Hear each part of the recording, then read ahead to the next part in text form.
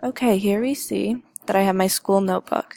My school notebook is broke up into different sections for each of my classes.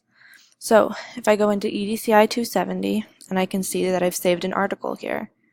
Save an article by inserting a link or opening up this into OneNote. So then to be able to interact with it, I use this highlighter and I highlight over the parts that I think are important about this so I can read over it later. There's also these, which is using text and type, and so I can leave notes and comments about my thoughts of the parts I highlighted.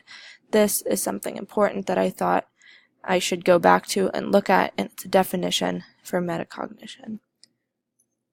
You're also able to leave tags, so if you go to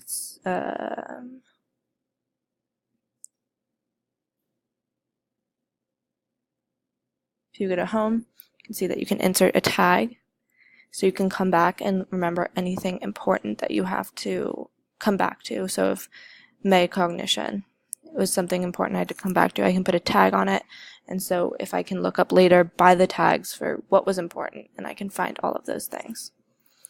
I also have other notebooks, a travel one, so I can put all my information for flights, to do, so I can write down everything I have to do each week.